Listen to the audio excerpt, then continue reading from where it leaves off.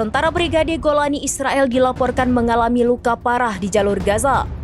Mengutip Tribun News pada 12 April, kabar itu diumumkan oleh militer Israel pada Jumat 11 April 2025.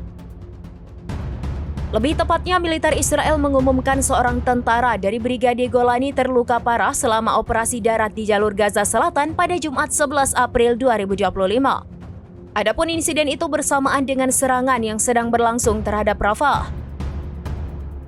Dikabarkan selama operasi Pedang Besi pada 2023, Brigade Golani dikerahkan tetapi akhirnya menarik diri setelah 60 hari serangan. Namun dalam informasi baru-baru ini, tentara Israel mengatakan pasukannya itu telah melanjutkan operasi militer di wilayah Rafah. Tepatnya di sepanjang poros Morak dan di Gaza Utara termasuk Syejaya dan Beit Lahia. Operasi darat sendiri juga telah ditingkatkan di lingkungan Tel Al-Sultan dan Al-Shabura serta di pinggiran Khan Yunis.